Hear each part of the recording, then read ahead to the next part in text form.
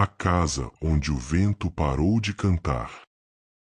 Dizem que toda família tem um segredo. Uns guardam em caixas, outros no silêncio. Mas a família de Dona Geralda guardava o dela nas paredes da própria casa. A casa era antiga, feita de madeira escura, no alto de um morro onde o vento passava cantando. Desde menina, Maria, a filha mais nova, lembrava de dormir ouvindo aquele assovio suave, como se a natureza contasse histórias de outro tempo. Era aconchegante, era familiar. Mas um dia, o vento parou. Foi numa tarde de domingo, naquelas em que o sol parece cansado demais para brilhar. Maria estava na cozinha ajudando a mãe quando ouviu, pela primeira vez, o silêncio. Um silêncio tão profundo que parecia um aviso. Dona Geralda percebeu primeiro. O vento sumiu. Maria riu. Ah, mãe, vento some mesmo. Hoje deve tá parado. Mas a expressão da mãe era outra. Era medo. Medo velho, desses que não aparece à toa. O vento aqui nunca para, Maria. Nunca. A menina engoliu seco. Foi aí que o pai entrou na cozinha. Seu Ademar, homem rígido, de poucos sorrisos e muitas broncas. Ele olhou pela janela como se procurasse alguma coisa do lado de fora, mas o jeito tenso no ombro denunciava. Ele também sentiu falta do vento. Vai começar, murmurou ele, baixo demais, mas não o bastante para Maria não ouvir. Naquela noite, ninguém jantou direito. A casa parecia menor, abafada, sem o canto familiar que embalava as noites. E então, à meia-noite, começaram as batidas. Toque, toque, toque. Sempre 3. Sempre no mesmo ritmo. Parecia vir da parede do corredor. É cupim, disse seu Ademar, forçando naturalidade.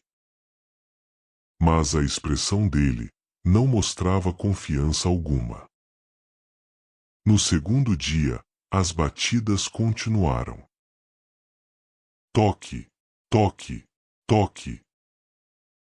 E Maria jurava que, às vezes, escutava como se fosse um choro baixo misturado ao som da madeira. No terceiro dia, algo pior aconteceu. A foto da família, que ficava na sala, caiu sozinha.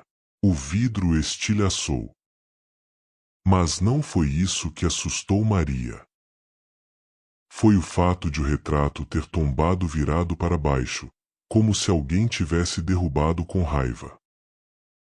Dona Geralda começou a rezar baixinho. Seu Ademar empalideceu. Chega, a gente precisa contar para a menina. Maria, trêmula, sentou-se no sofá. O pai respirou fundo. Essa casa não era só nossa. Antes da gente, morava aqui meu irmão. Seu nome era Hugo. A revelação atingiu Maria como um soco. Eu tenho um tio? Tinha, corrigiu o pai. Ele morreu aqui, há muitos anos. O silêncio pesou. Como ele morreu? Perguntou a garota. Dona Geralda chorava sem controle. Seu Ademar passou a mão no rosto. Era visível que aquela história doía mais do que ele queria admitir. Ele não aguentou a pressão da nossa família, Maria. Ele era diferente, gentil, sensível, sonhador. Sempre quis ser músico. Queria ir embora desse morro, viver de arte. Mas o pai da gente, seu avô, não aceitava. Dizia que homem de verdade tinha que trabalhar na roça e calar a boca. Hugo sofria calado. até que um dia o peso foi demais. Maria sentiu um frio profundo percorrer a espinha. Ele tirou a própria vida? Seu Adhemar fechou os olhos por longos segundos. Sim. A casa pareceu encolher. A ausência do vento, o silêncio, as batidas, tudo começou a fazer sentido. Por que o vento parou agora? Perguntou Maria. O pai hesitou. Hoje, faz exatamente 20 anos do dia em que ele se foi.